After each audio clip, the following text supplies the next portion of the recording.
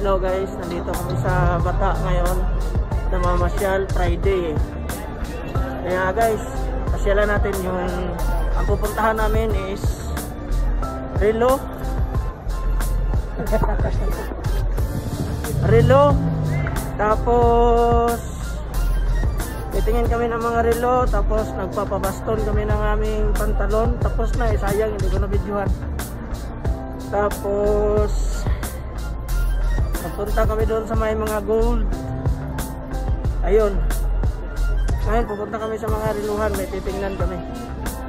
Okay guys, babalik-balik na lang tayo mamaya-maya. Okay. Kahit dito sa Bata, tawakal na din. Hindi makakapasok dito sa Bata kung walang tawakal na.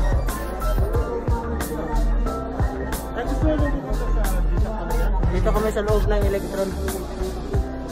Kasama ko. Papasyal kami. Pinsan lang to, Friday lang eh. Tagal na rin kasi kami hindi nakakapunta dito kaya pasyal-pasyal din pag Friday. Mga murang relo. Nabili ko 20.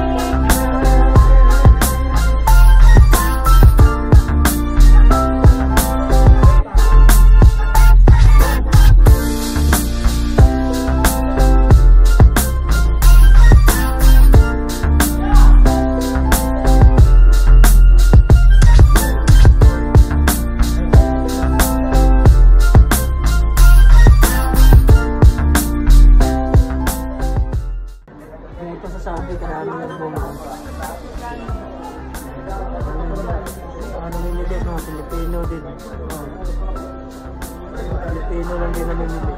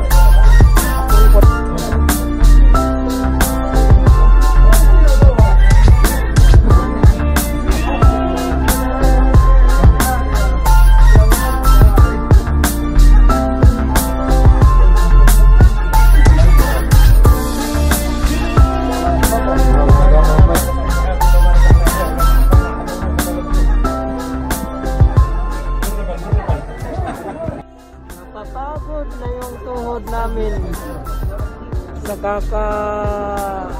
kakalakad-lakad dito. Bili ng anong bibilhin.